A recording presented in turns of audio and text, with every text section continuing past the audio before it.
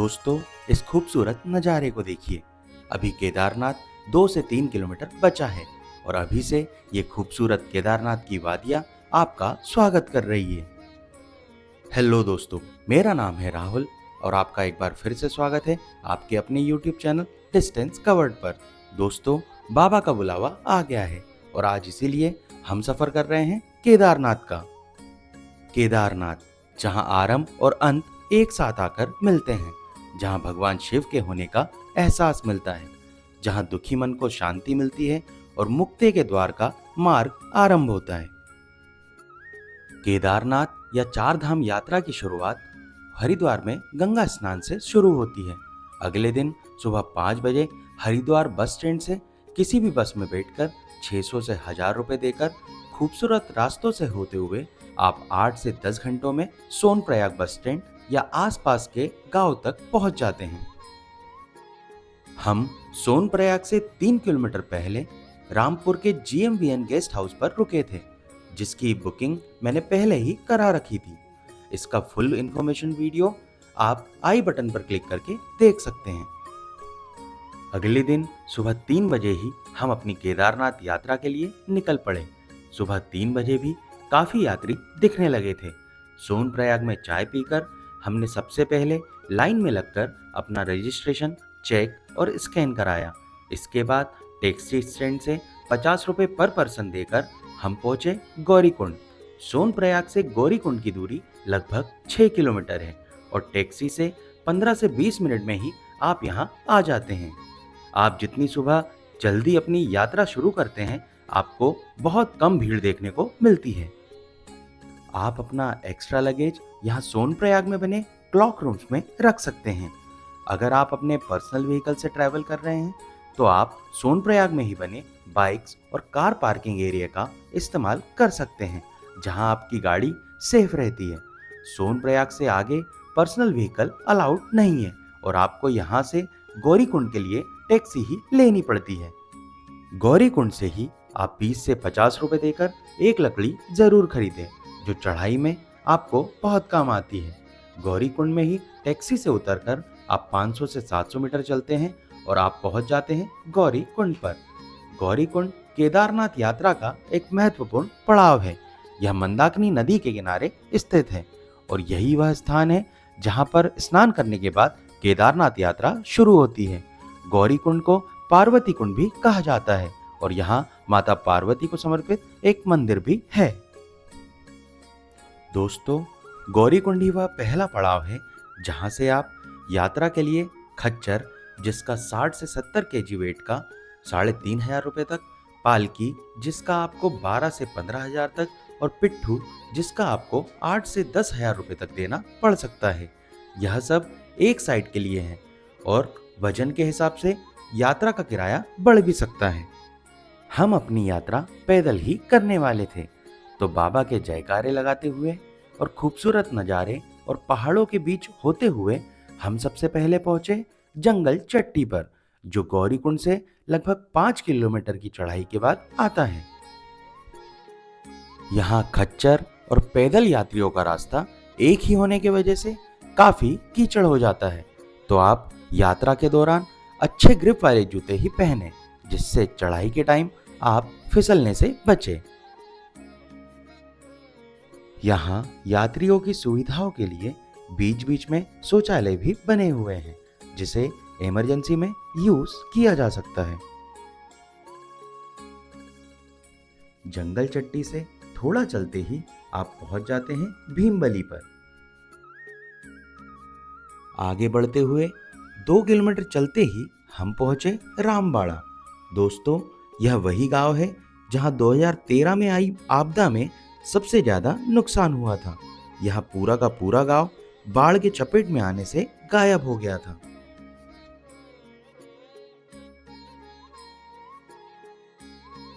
रामबाड़ा में मैगी खाने और थोड़ा आराम करने के बाद हम निकले आगे की यात्रा के लिए।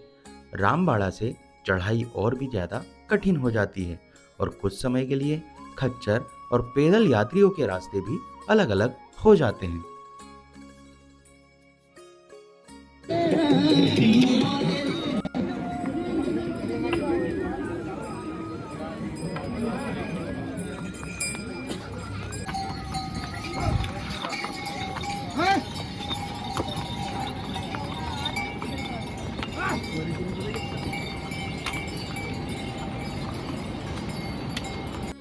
दोस्तों, पैदल यात्रा के दौरान आप जितना लाइट खाएंगे, यात्रा उतनी ही आसान होती है। आप ज़्यादा से ज़्यादा लिक्विड पिए। आप चाहे तो अपने साथ ग्लूकोज भी बना के रख सकते हैं और बीच बीच में इसे लेते रहें, जिससे आपकी एनर्जी बनी रहे। बीच बीच में आपको पैदल यात्री शॉर्टकट्स भी लेते हुए दिखेंगे, जो काफ़ी खतरनाक हो सकते हैं। तो आप इन्हें लेने से बचें और यात्रा के लिए बनाए गए डेडिकेटेड मार्ग पर ही चलें। पहुंच रहे हैं दोस्तों हम लोग बेस कैंप के आसपास।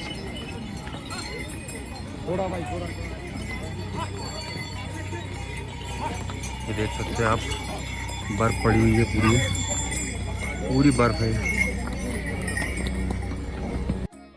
पैदल मार्ग में आपको बहुत सी जगह मेडिकल भी देखने को मिलती है। दोस्तों, यहाँ दुकानदारों से महंगाई पर बहस ना करें।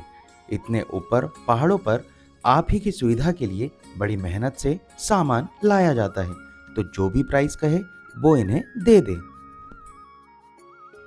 दोस्तों, हम लिंचोली पहुंच गए हैं। यहाँ से केदारनाथ धाम की दूरी लगभग 5 किलोमीटर रह जाती है और लिंचोली से ही केदारनाथ का सबसे बड़ा शॉर्टकट देखने को मिलता है, जहाँ एक तरफ आपको 3 से 4 किलोमीटर का रास्ता जिगजैग टर्न्स में दिख जाता है और वहीं दूसरी तरफ 2 किलोमीटर का शॉर्टकट भी दिखता है। फैसला आप पर है, आप जहाँ से भी जाना चाहे। इस बार आप मेरे पीछे ना चले और सही रास्ते से ही आगे बढ़े।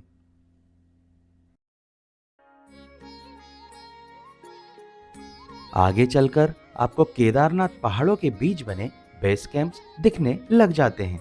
हमने स्टे के लिए GMVN का नंदी बेस कैंप टेंट पहले से ही बुक करा लिया था, जहां 900 रुपये पर हेड में डिनर भी इंक्लूड होता है।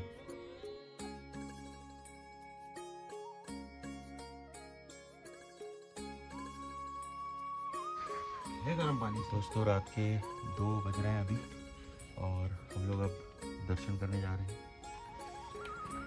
नंदी बेस कैंप से मंदिर की दूरी लगभग 1 किलोमीटर है।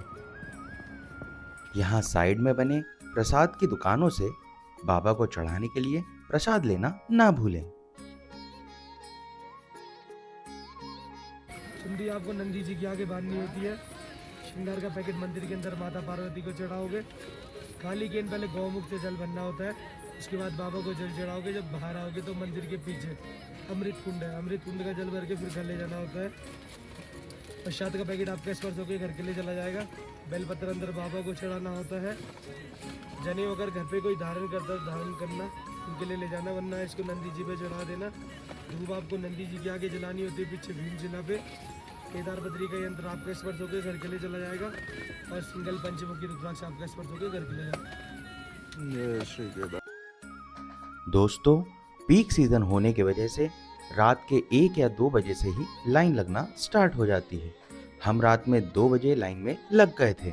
सुबह 4 बजे की आरती के बाद सबसे पहले दर्शन सुबह 6 बजे होते हैं और बाबा केदार के जयकारे और माहौल में आपको बिल्कुल भी थकान का एहसास नहीं होता।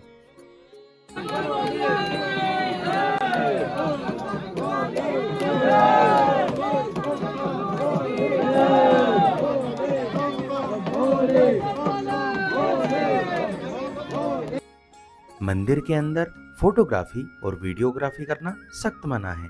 यह वीडियो आपको बाबा केदार के दर्शन कराने के लिए मैंने गूगल से डाउनलोड किया है।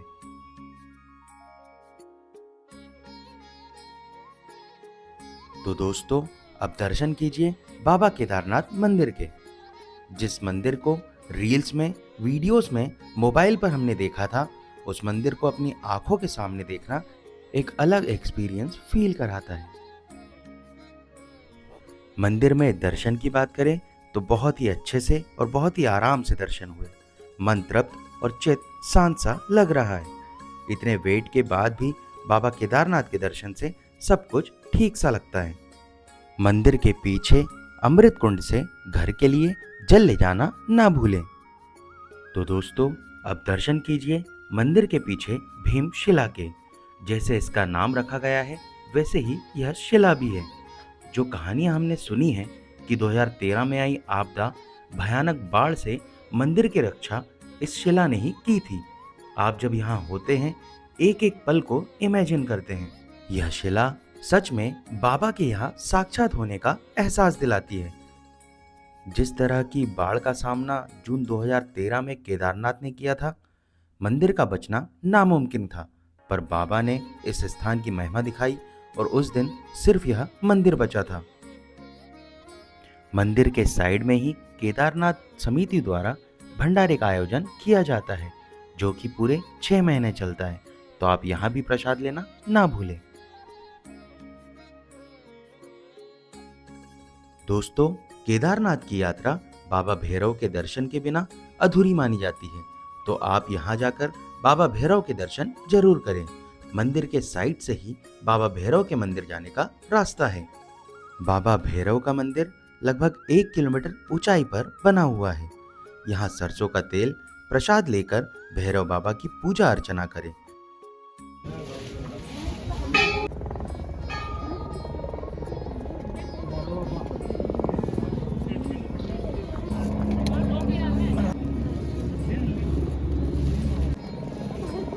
भैरव मंदिर से केदार घाटी का एक पैनोरामिक व्यू देखने को मिलता है।